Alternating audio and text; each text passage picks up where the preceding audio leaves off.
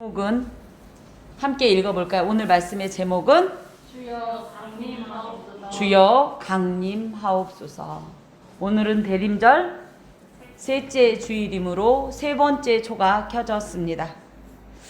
우리가 벌써 3주씩이나 그죠? 실제적으로 하나님의 그러니까 주의 강림, 예수 그리스도의 강림을 기다리고 있습니다.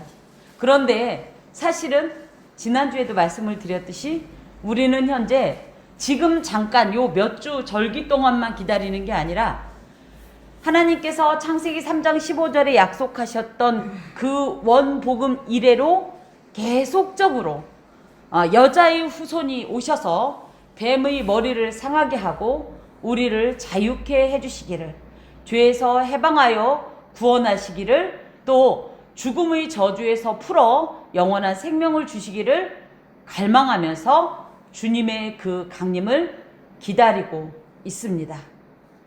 그러면 주님의 강림은 과연 우리가 생각하는 그런 차원에서만 기다림일까? 자, 오늘 본문을 좀 보면요. 오늘 본문의 배경은 이렇습니다.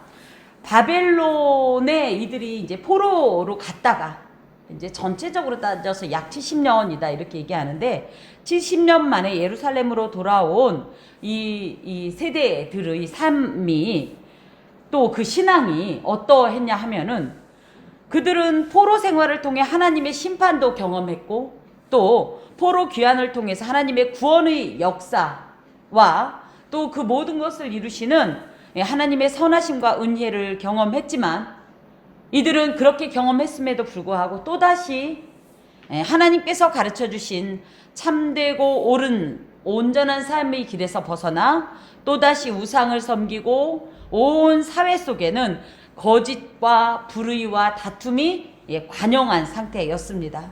이런 이 죄의 현실을 바라본 선지자가 하나님 앞에서 회개의 탄원을 올림과 동시에 이 가운데 하나님이 직접 들어오셔서 이 모든 어둠과 죄악과 이 모든 이 범죄를 심판하시고 다시 한번 회복하여 주옵소서, 만물을 새롭게 하여 주옵소서, 이런 내용의 간구를 담고 있습니다. 1절부터 4절까지는 주여 친히 강림하셔서 악하고 불의한 현실을 심판하여 주옵소서 하는 기도를 드리고 있는데, 1절에 원하건대, 이것은 뭐냐면 이랬으면 좋을 텐데, 이런 어떤 간절한 바람의 말입니다. 어떻게 했으면 좋겠냐면, 하나님께서 하늘을 가르고 강림하셨으면 좋겠습니다. 하늘을 가른다는 뜻은, 여기서 하늘을 가른다고 하면 뭐예요? 가른다는 게 뭐예요? 가른다는 게 나눈다, 그죠? 분리한다. 이렇게 표현해서 그렇지, 원학은 이런 표현입니다. 하나님께서 하늘을 찢고, 우리가 선물을 받으면 말이에요, 마음이 여유로울 때는 그 선물 포장을 어떻게 뜯어요? 우리 살살살살 정성스럽게. 근데 급해요. 너무 이 선물이 반갑거나 궁금해요. 그럼 어떻게 뜯죠? 확! 이런 것처럼 하늘을 찢고 강림한다는 뜻은 하나님이 이 천천히가 아니라 다급하게, 신속하게, 확실하게, 빨리 강림하여 주옵소서.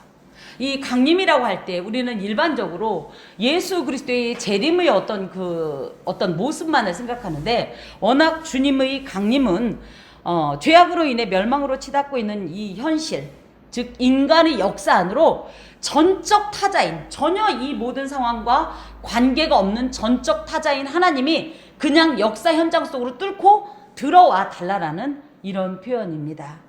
왜 그렇게 하나님께서 인간의 역사 안으로 이렇게 강제적으로 일종의 이렇게 뜻밖의 어떤 이런 출현을 하셔야 하느냐 하면은, 그 이유가 주 앞에서 산들이 진동하기를, 불이 섭을 사르며 불이 물을 끓임 같게 하사 주의 원수들이 주의 이름을 알게 하시며 이방 나라들도 주 앞에서 떨게 하기 위해서입니다. 이렇게 이야기를 합니다. 주 앞에서 산들이 진동한다. 이 산들이 진동한다는 내용을 혹시 어디서 본 적이 있나요? 우리가 이미 지나쳐 온 본문 중에 있습니다. 출애굽기에 보면 19장에 10계명 이 언약 수여식 할 때, 계명 수여식을 할 때 하나님이 신의 산에 강림하셨죠. 그럴 때 어떤 표현이 나오냐면 산들이 진동했다, 이런 표현이 나와요.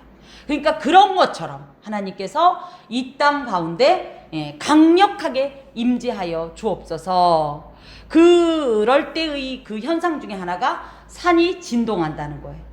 산이 진동한다는 게 그냥 물리적인 어떤 이 실체의 산이 움직인다는 그 뜻을 넘어서 우리가 도무지 감당할 수 없는 이 모든 현실의 무게들, 죄의 억압들, 또 우리를 괴롭히고 있는 어떤 이 반신앙적 세력들, 우리의 믿음의 길을 자꾸만 회방하려 하고 우리가 온전히 살고자 하는 어떤 신앙의 의지를 자꾸만 좌절시키고 또 직접적인 어떤 모습도 그러할 수 있지만 문화적으로나 어떤 사회 분위기적으로 이 간접적으로 우회적으로 또 우리의 여러 가지 신앙의 갈등을 일으키고 또 미혹해서 주를 믿는 어떤 이 신앙의 길을 이탈하게 만드는 이 모든 악한 것들, 그것의 최종적인 최고의 보스가 무엇입니까? 사탄입니다. 그래서 큰 권세를 가지고 지속적으로 이 성도들의 길을 거룩하게 살려고 하고 하나님을 구하면서 하나님을 닮아가는 삶을 갈망하는 성도들의 이 길을 가로막고 대적하는 사탄의 세력들이 하나님이 하늘을 찢고 이 땅 위에 강림하시면 두려워서 진동을 하게 됩니다. 무엇보다 이 산은 우리가 감당할 수 없는, 우리가 이 항거할 수 없는 절대적인 어떤 것들을 의미하는데, 그렇게 따지면 하나님께서 임하시면, 이 전지전능자 절대자 하나님께서 임하시면 이 땅에 그 무엇 하나도 남아나지 못합니다. 죄악에 속한 모든 것은 자연적으로 두려워서 떨 수밖에 없는 겁니다. 그렇기 때문에 우리 이 성도들은 하나님의 강림을, 그 주의 강림을 기다려야만 하고, 그것이 어찌 보면 우리가 이 억압되고 이 억압받고 고통받는 이 세상 가운데서 바랄 유일한 소망이 되고 탈출구가 되는 겁니다. 더하여서 우리 하나님이 임하시면 우리가 무서울 게 뭐가 있습니까? 하나님이 함께 하시면. 제가 사적인 말씀을 드려 죄송합니다만 저는 제 나이가, 실제적인 나이가 10살 때 친정 아버님을 여의었습니다. 그리고 나서 가장 힘겨웠던 것이 뭐냐면 내가 어떤 위기에 처해 있어도 나를 도무지 도와줄 사람이 없다라는 사실이에요. 부를 수가 없어요. 나를 도와줄 수도 없지만 내가 그를 부를 수도 없는 것입니다. 하지만 만약에 내게 그 아빠가 계셨다면 제가 어떤 위기에 있을 때 누구의 이름을 부를 수 있습니까? 예, 아빠의 이름을 부를 수가, 아버지라고 부를 수 있는 거예요. 그렇게 아버지라고 부를 때 이 아버지가 모든 걸 다 해결해 줄 수 있다면 제가 무엇이 두렵겠습니까? 이처럼 우리가 소위 아버지라고 부르는 이 여기 선지자도 이제 보면 이런 표현을 하지만 우리가 아버지라 부르는 하나님이 우리 곁에 오시면, 우리의 삶에 개입하시면 우리를 두려워할 것이, 우리를 두렵게 할 것이 무엇입니까? 우리가 두려울 것이 무엇입니까? 가난입니까? 질병입니까? 공포입니까? 실패입니까? 그 어떤 것도 두려워할 일이 없다라는 사실입니다. 그래서 선지자가 뭐라고 하냐면 주여 속히 이곳에 하늘을 찢고 강림하여 주옵소서라는 이런 탄원을 드리는 겁니다. 그럼 왜 산들은 두려움으로 떠는가? 왜 진동하는가? 하면 하나님은 오시면 그냥 오시는 게 아니라 어떤 행동을 하시자면 공의로운 어떤 잣대를 가지고 누구도 거기에 대해서 토를 달지 못할 만큼 완전하고 온전한 심판을 행하시기 때문입니다. 자, 그 장면들이 어떻게 나오냐면 주의 원수들이 주의 이름을 불이 섭을 사르며 불이 물을 끓임 같게 하사, 그 정도로 강력하고 그 정도로 뭐라고 할까, 애매하지 않고 분명하고 확실한 어떤 현상들이 나타날 거라는 거죠. 불이 섭을 사르며 불이 물을 끓임 같게 하사, 요 말씀은 우리 갈멜산에서 엘리야가 바알 선지자들과 아주 심각하게 영적 전쟁을 나눴던 장면을 생각할 겁니다. 기억할 겁니다. 그곳에 나왔던 그 엘리야의 기도에 응답하셨던 하나님이 불이 물을 끓임 같게 하사기서 그 강력하신 불로 그 제단을 다 불로 핥아버리는 어떤 사건이 있는데, 그것을 연상하시면서 하나님의 심판이 이와 같이, 그래서 하나님 앞에 악을 행하고 두려워하지 않았고 했던 이 모든 것들이 하나님의 절대적인 이 공의 앞에 완전한 심판을 받는다는 것을 뜻해요. 그것으로 인해서 어떤 일이 있냐면 주의 원수들이 주의 이름을 알게 하시며, 이게 무슨 얘기냐면 하나님께서 그동안은 바로도 이런 얘기하죠. 모세가 우리가 하나님 우리를 구원하신 우리의 하나님 여호와에게 광야에 가서 제사를 드릴 테니까 우리 풀어줘, 우리 갔다 올게, 이렇게 얘기했을 때 바로가 제일 먼저 한 얘기가 뭐예요? 네 하나님 이름이 뭐냐? 그래서 모세도 물어보잖아요. 당신의 이름이 뭐냐고. 그 이름이 왜 필요하냐면 우리 하나님의 이름을 당당히 이야기해야 되기 때문입니다. 그 하나님의 이름을 이야기한다는 건 하나님이 어떤 존재인가를 의미하는 거예요. 그래서 원수들은 워낙은 이런 하나님을 무시하고 멸시하면서 두려워하지도 않았고 그분이 누구인지도 알지 못하니까 함부로 행했지만, 그래서 어떤 행동을 했냐면 하나님의 뜻이나 목적과 상관없이 하나님의 백성을 괴롭히고 신앙을 위태롭게 했지만, 하나님의 이름을 알면, 하나님이 누군가를 알면, 그 존재를 알게 되면 그들이 두려워서 진동할 수밖에 없다라는 거죠. 바로 이 일을 위해서 하나님께서 이 땅 가운데 강림하옵소서, 더하여서 이방 나라들로 주 앞에서 떨게 하옵소서. 계속적으로 떨림에 대한 이야기가 나오는데 이걸 전율이라고 합니다. 그냥 추우면 우리가 어떻게 해요? 으스스스 이렇게 떨지요. 이런 떨림이 아니라 이 영혼 깊은 곳에서부터 도무지 주체할 수 없을 정도로 강력한 어떤 이런 전율을 말하는데, 이것은 죄를 지은 인간이 거룩하신 하나님을 뵐 때 나도 모르게 자연적으로 나오는 어떤 현상입니다.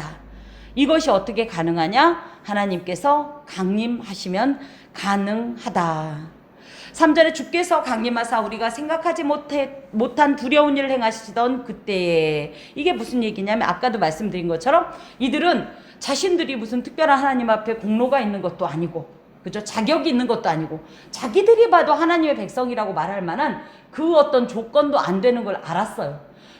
그래서 기대조차 하지 못했는데 하나님께서 이런 부족한 자신들을 위해서 친히 신의 산에 강림하시고 임재하셔서 그곳에서부터 계명을 주시면서 너와 나는 이런 관계다. 나는 너의 하나님이고 너는 나의 백성이다 하면서 언약 관계를 맺으신 이 자체가 이스라엘에게는 이 세상 그 누구 어떤 민족도 경험하지 못한 특별한 어떤 은총의 역사였다라는 거예요.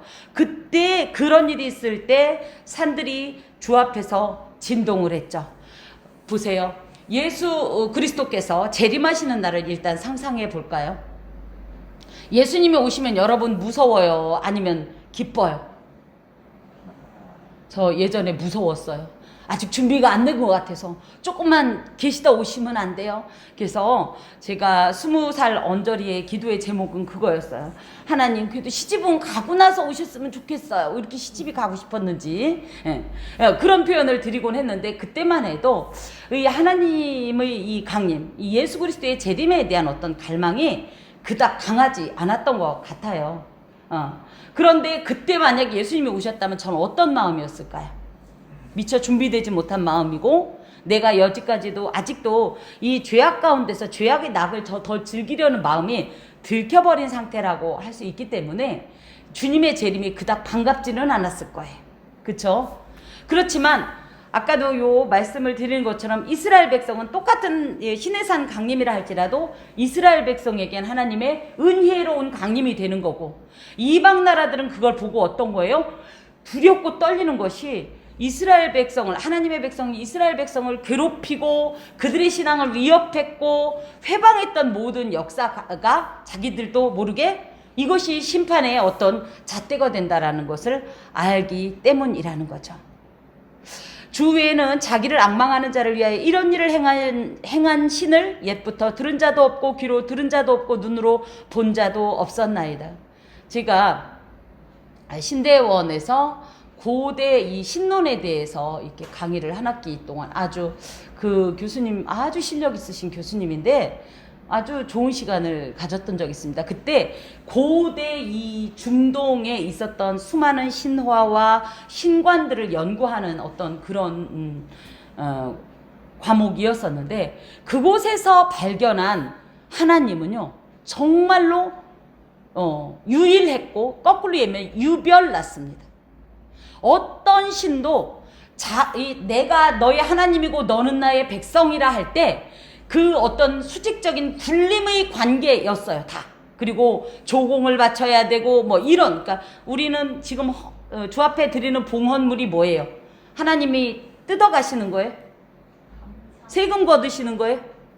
그래서 다 자원예물화로 합니다. 물론 11조 예물은 조금 다르긴 하지만 한데 그 고대의 이 하나님 외의 신들은 대부분이 마치 이 왕이 있고 그 왕 아래에 이 수직적으로 지배를 받는 어떤 그런 이 백성의 관계 속에서 무언가를 해주는 신이기보다 무언가를 요구하는 신인 경우가 많았고, 더하여서 특히 자기의 백성을 심지어 자기의 자녀로 인치시면서 인격적으로 교제를 하는 내용을 다룬 어떤 신화도 없다라는 사실이에요.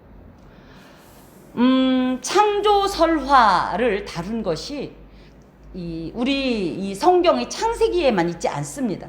에노마 엘리시 이야기나 푸타찬가 이런 것들이 있는데 그곳에 기록된 어떤 그 신과 이 인간의 관계는 제가 지난번에도 언제 말씀을 드린 것 같은데 또 길가메시 서사시라는 곳에 보면 노아 방주 이야기를 똑같이 담고 있어요.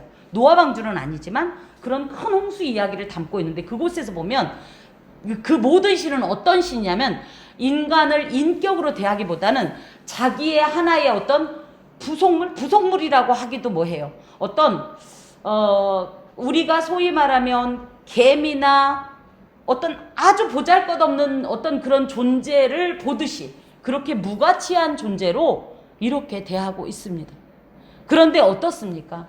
성경을 읽으면 읽을수록 우리 하나님에게서는 정말 그 죄악으로 행하는 자녀에 대한 안타까움으로 외치면서 돌아오라, 온전한 길로 행해야 하겠고 그래야 네가 참된 복에 거하겠고 영생을 누린다는 이런 안타까운 호소. 그래서 인간보다 오히려 하나님이 더 애달파하는 애절한 어떤 이런 사랑의 고백들이 성경에 기록되어 있단 말이죠. 이런 표현을 지금 이사야가 하고 있는 거예요. 그 어떤 신도 이런 행동을 하지 않습니다. 오직 하나님만 우리를 백성 삼으시고 자녀 삼으시고 사랑하시고 은혜 베푸시고 보호하시면서 선하고 의로운 길로 오라고 재촉하시고, 그래서 그것이 순종이 되지 않으니까 이 자녀를 심판에서 면하게 하기 위해서 오히려 때로는 징계를 하시기도 하고 울기도 하시면서 외치기도 하시면서 수많은 선지자들을 통하여서 수많은 역사를 통하여서 말씀하시는 이 하나님은 그 어느 곳 어떤 신과도 비교할 수 없는 유일한 하나님이십니다. 이렇게 이사야가 고백합니다. 그래서 5절부터 7절까지는 주님, 하지만 그런 하나님의 어떤 이런 특별하신 사랑과 은혜에도 불구하고 우리는 하나님의 계명을 망각하고 거짓되고 불의한 삶을 살고 있습니다. 이런 고백이 나옵니다. 5절, 주께서 기쁘게 공의를 행하는 자와 주의 길에서 주를 기억하는 자를 선대하시거늘. 선대한다라는 것은 선민을 향한 하나님의 어떤 특별한 어떤 사랑과 은혜의 베푸심인데, 이것을 받을 존재는 누구냐 하면 기쁘게 공의를 행하는 자와 주의 길에서 주를 기억하는 자인데요. 특히 주의 길에서 주를 기억한다라는 뜻은 주의 뜻대로 행하면서 그분을 닮고자 긴밀한 영적 교제를 유지하고자 몸부림치는 코람 데오의 삶을 의미해요. 하나님 앞에서의 삶, 누가 보는 건 상관없는데 오직 누가 보신다? 하나님이 보신다. 그 하나님 앞에서 내가 어떻게 살 것인가 하는 이런 의지를 가지고 하나님을 기억하면서 온전한 삶을 살기를 원하는 이런 사람들을 선대하시는데, 우리는 어떻게 했냐? 범죄했습니다. 그래서 주님께서 진노하셨습니다. 그런데 이 범죄한 것이 어제 오늘의 일이 아니라 이 현상이 이미 오래되었사오니, 이게 무슨 얘기냐면 내가 이미 과거에 지은 범죄 때문에 하나님이 심판하셔서 포로 생활도 했고 이런 어마어마한 징계를 받으면서 이제 소위 말하면 인간이 될 만도 한데 전혀 그렇지 못하고 자꾸만 그 죄는 해결하지도 못한 채 죄를 가중시키다 보니, 그래서 하나님께서 이 모든 이 지속적이고 반복적인 이런 죄악을 바라보면서 진노 위에 진노가 계속 쌓이는 현상을 말해요. 그렇게 되니 우리가 사실 어떻게 구원을 얻을 수 있습니까? 제가 봐도 우리가 구원에 대해서 왈가왈부할 자격 자체가 없습니다. 이런 표현을 합니다. 무릇 우리는 다 부정한 자 같아서 우리의 의는 다 더러운 옷 같으며 우리는 다 잎사귀같이 시들므로 우리의 죄악이 바람같이 우리를 몰아가나이다. 우리는 다 부정한 자, 우리는 다 더러운 옷, 우리는 다 잎사귀같이 시들어서, 이런 표현 가운데 의인은 없나니 하나도 없다.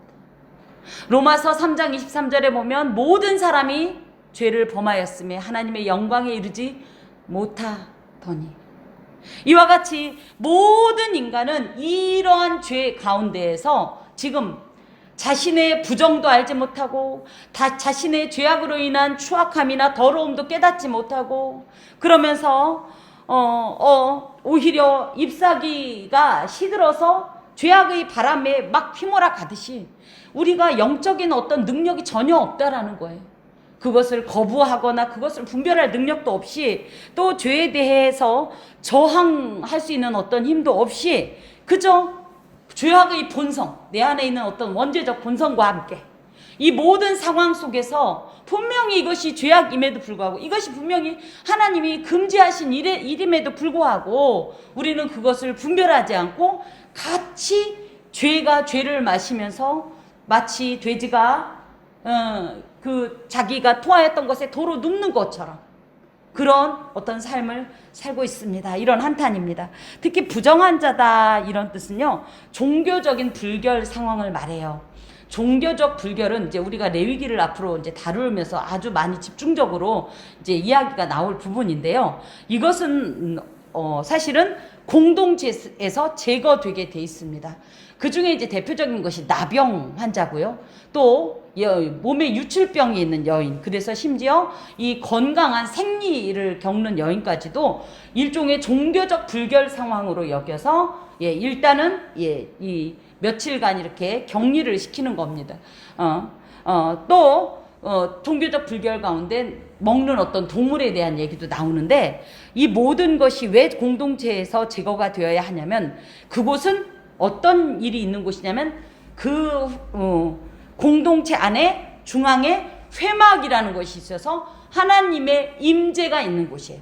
그러니까 거룩하신 하나님의 임재가 있는 이 공동체에서는 불결한 것이 함께 동거할 수 없기 때문에 이 모든 것을 제거하는 것으로, 그래서 이것에 대해서 레위기에서 다루겠지만 혹여 이제 이 여인의 입장에서는 오해도 되고 서운할 수도 있는데, 어떤 그런 종교적 측면에서 이해한다면 이것이 얼마나 하나님께서 죄악을 싫어하고 이 저주하는지를 깨닫게 되는 어떤 그런 내용을 우리가 발견할 수 있을 것입니다.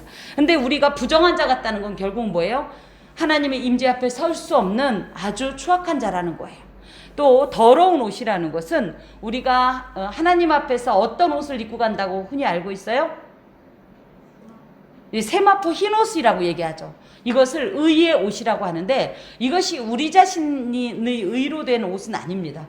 예수 그리스도께서 주신 의의 옷이지만 이것과는 대조되는 아주 추악하고 역겨운 어떤 삶의 모습들, 행위들을 의미해요. 우리가 그렇게 살았다는 거예요.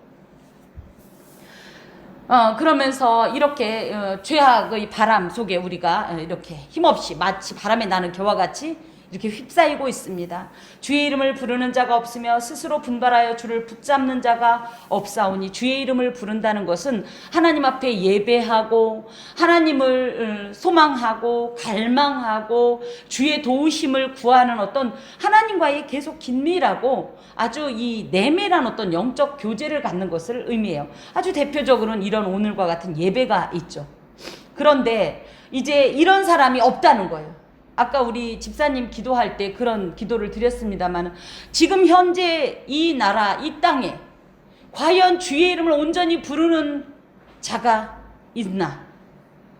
또 어떤 사람이 없느냐 하면, 주를 붙잡는 자가 없는데, 주를 붙잡는 자는 아까 주를 기억하는 자와 마찬가지로 계속적으로 이런 어떤 하나님의 뜻 안에서 살아가려고 하고, 또 하나님의 어떤 구원을 기다리고 하나님의 도우심을 기다리고 하나님의 분별을 기다리고 하나님의 계명을 사모하면서 그 안에서 거하려고 하는 사람이 전혀 없다라는 거예요. 스스로 분발했다라는 말은 자고 있던 눈을 떴다, 잠에서 깨어났다, 이런 뜻을 갖고 있는데, 죄악의 잠을 자던 자들이 스스로 일어나서 이건 아니지, 우리가 이렇게 살면 안 되지 하는 그런 내용들이 일체 우리 안엔 없다라는 거예요. 그런 자각이 전혀 없다라는 거죠. 자, 그러면서 왜 그렇게 됐느냐 하면, 주께서 우리에게 얼굴을 숨기시며 우리의 죄악으로 말미암아 우리가 소멸되게 하셨음입니다. 얼굴을 숨기셨다는 거예요.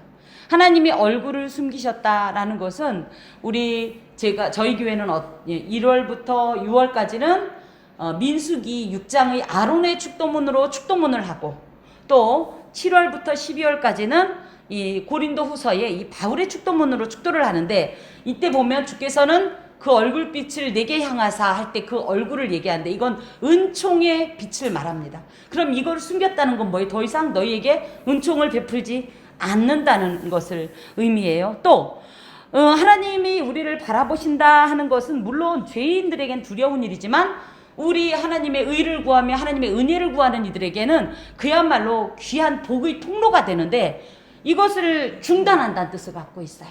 또 심지어는 방치한다는 거예요. 죄악을 짓든 그것으로 인해 죽든 말든 죄악을 행할 때 제멋대로 내버려 두시고, 더해서 더 무서운 것은 임재 자체를 거두시겠다. 이 내용이 어디에 나오냐면요, 에스겔서에 보면 원래 성전에는 어떤 일이 있냐면 여호와의 영이 머무는 것이 기본인데, 하나님이 이들의 죄악을 참다 못해서 어떤 일을 하냐면 여호와의 영이 떠나시는 장면이 나옵니다. 이런 것처럼 임재 자체를 거두어 버리시니까 가뜩이나 우리 스스로 그 무엇도 할 수 없는 존재들인데, 하나님께서 그나마 주셨던 힘으로 그래도 회복을 했다면, 이제는 얼굴을 숨기시니까 우리는 이 죄악 가운데서 저절로 내부 붕괴가 일어나서 망하고 있습니다. 8절에서 9절은 하지만 하나님, 비록 이런 상황이라도 하나님이 개입하시면 살아날 수 있습니다. 회복할 수 있습니다. 그러니 제발 하나님의 소유된 백성 가운데 임재하셔서 새롭게 하시고 우리를 구원하여 주옵소서. 이런 기도를 드립니다. 여호와여, 이제 주는 우리 아버지이시니이다. 우리를 낳으신 분을 누구라고 그래요? 어머니라고 하지만 정철이었나? 예시조에 보면 아버지 날 낳으시고 어머니 날 기르시니인가, 이런 식으로 표현이 돼 있죠. 이 아버지는 내 존재를 가능하게 하시는 그런 존재를 말해요. 하나님이 계시니까 우리가 그제서야, 그래서 나는 없어도 당신이 계시면 나는 있습니다라는 어떤 복음성가의 고백과 같이 나를 존재하게 하신 분이 하나님이십니다. 또 하나님은 어떤 분이시냐면, 내가 진흙일 때에 친히 토기장이로서 우리를 빚으셨습니다. 이렇게 만드셨습니다.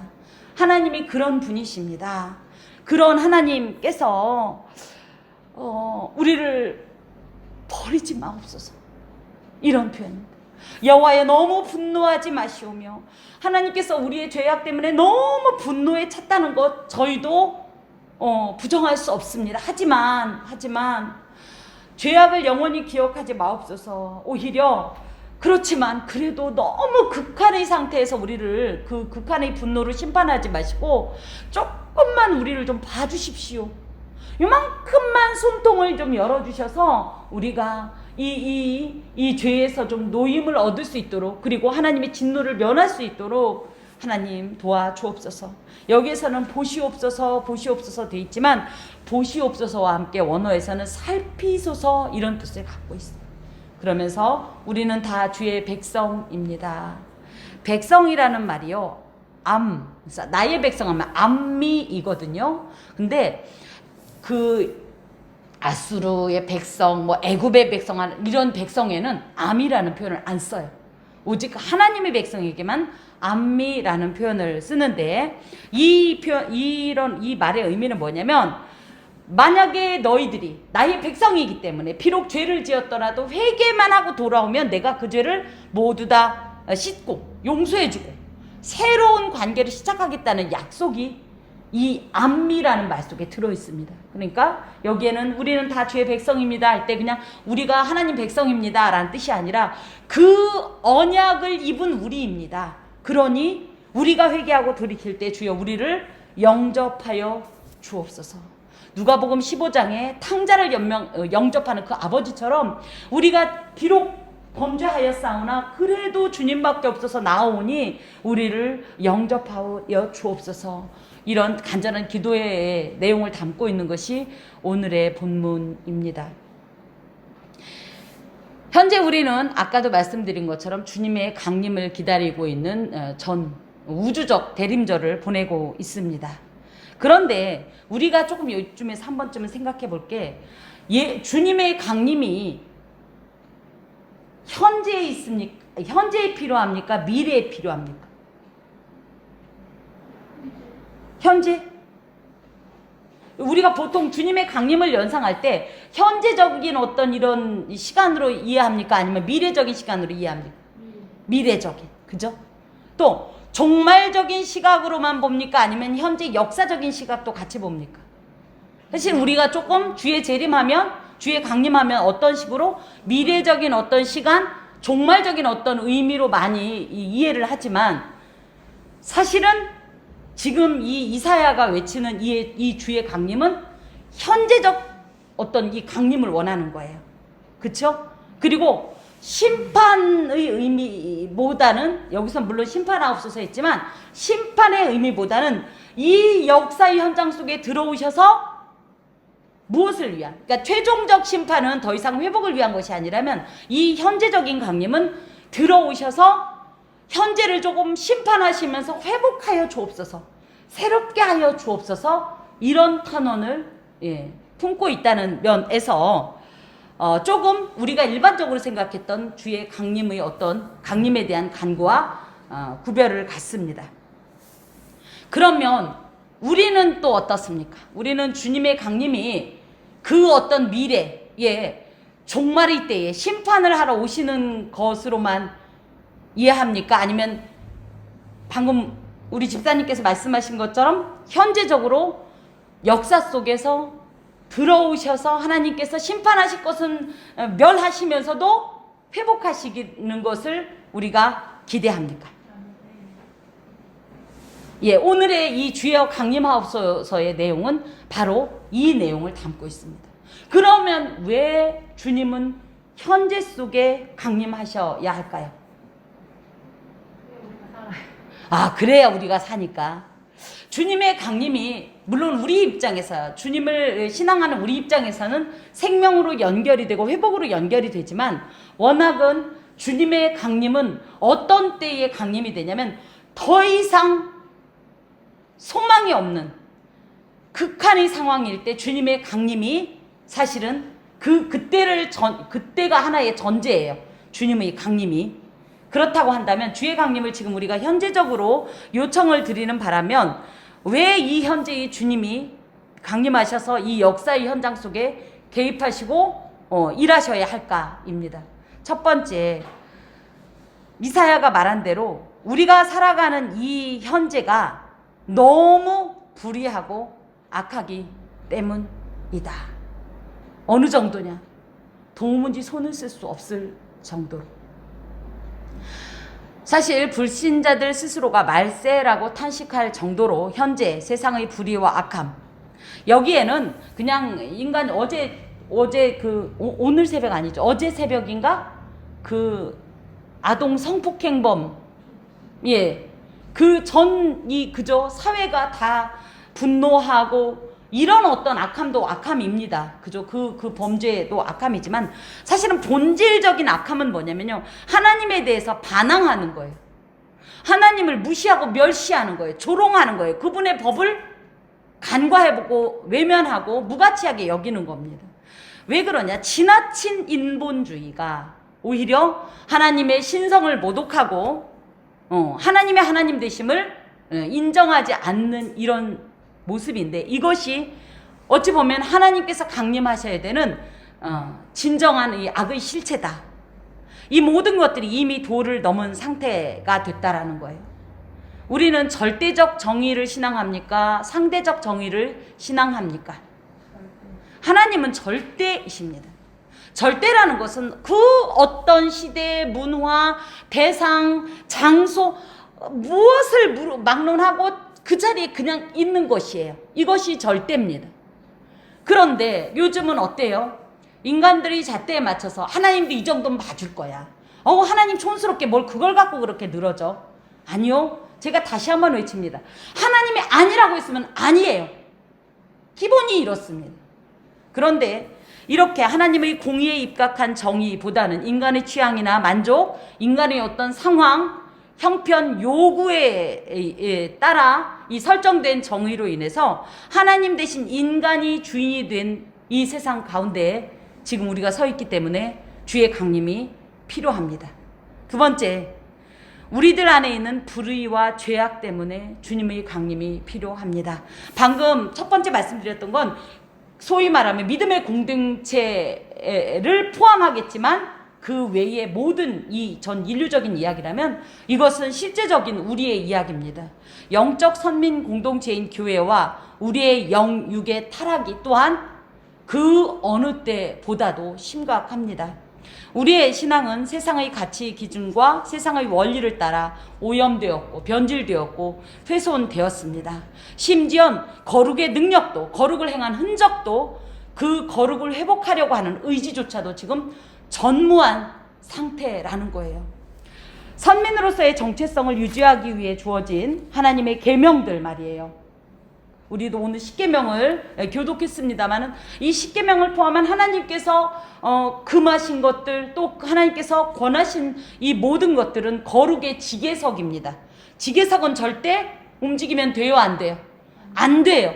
그리고 이것은 나아가서 뭐냐면 우리의 영혼을 보호하는 은혜와 보호의 울타리입니다. 그런데 이런 것들은 이미 다 치워져 버렸습니다. 다 옮겨져 버렸습니다. 믿고 순종하면 영생의 복을 얻게 하는 이 생명의 말씀도 외면당하고 있습니다. 정체성을 상실하여서 더 이상 존재 가치를 인정받지 못하고 오히려 세상의 조롱거리가 된 것이 교회와 현재의 신앙인입니다. 무엇보다 그에 대한 심각성을 인식하여 순전한 신앙의 회복을 위한 이 몸부림이 오히려 촌스럽고 유별난 것이 되었어요. 그래서 그런 모든 모습이 점차 사라지고 있고 자신의 죄로 인해 또 이 세상을 이 죄로 인해 중보하며 가슴을 치며 우는 사람, 하나님의 뜻을 위해 애통하는 이들을 유별난 사람, 심지어 이상한 사람으로 치부하여 세상이 아닌 교회가 눈을 흘깁니다. 주님의 뜻대로 살고자 하는 이에게. 이 두 가지의 죄악의 현실이 갖는 공통점은 하나님의 계명은 버려졌고 하나님의 진리와 공의의 가르침대로 행하지 않으며 그들의 삶을 하나님께 의지하지 않는 것이 바로 그 중요한 가슴 아픈 공통점이라는 거예요. 더하여서 가장 심각한 것은 뭐냐 하면 이 첫 번째와 두 번째의 원인을 개선할 수 있는 능력이 없고 가능성도 없다라는 거예요. 인간은 절대 이 모든 죄악을 스스로 온전하게 극복할 수가 없다라는 것이 가장 심각하고 절망적인 현실입니다. 지금 이러할 때에 우리는 이미 현상 속에 마주하고 있지만 이 현상을 우리가 어떻게 할 수도 없는 이러한 때에 그래서 누가 필요한 겁니까? 그래서 주님의 강림이 필요한 겁니다. 하늘을 찢고 이 역사의 현장에 들어와 주옵소서. 그리고 이 불의한 현장을 좀 고쳐 주옵소서. 참으로 이 참혹할 정도의 이 죄악의 참상 속에 하나님 개입하셔서 심판하시고 죄인들을 하나님 앞에서 떨게 하시고 주의 원수들이 하나님의 존재가 어떤 것을 알아, 어떤 이인 것을 알아 그 앞에서 진동하게 하시고 심지어는 이방 나라들조차도 그 하나님의 거룩하심 앞에, 온전하심 앞에, 절대하심 앞에 하나님의 그 모든 것 앞에 무릎 꿇게 하옵소서. 또한 나는 어떻습니까? 나도 그 사실을 알면서도 똑같이 이 범죄의 현장 속에서 나뒹구는 이 현재 속에서 하나님 믿음을 가졌기에 그래도 신앙의 흔적이 있기에 온전히 살고 싶은데 안 됩니다. 나의 이 완악함 때문에 이 죄성이 나를 삼킵니다. 하오니 주여 강림하여 주옵소서. 나를 고쳐 주옵소서. 회복하여 주옵소서. 그것을 위해 우리는 이렇게 기도해야 합니다. 주여 강림하옵소서. 기도하겠습니다. 주여 주님밖에는 없습니다. 이 세상 모두가 구원을 기다리며 회복을 기다리며 심지어 피조물들도 탄식하는 이때에 주여 우리를 외면치 마시고 그 얼굴을 숨기지 마시고 은총의 빛을 다시 한번 비추어 주옵소서. 추악하고 더러운 마국간과 같은 이 세상이요 우리들이지만 그럼에도 불구하고 주님 강림하시어서 우리를 새롭게 하여 주옵소서. 예수 그리스도의 이름으로 기도합니다. 아멘.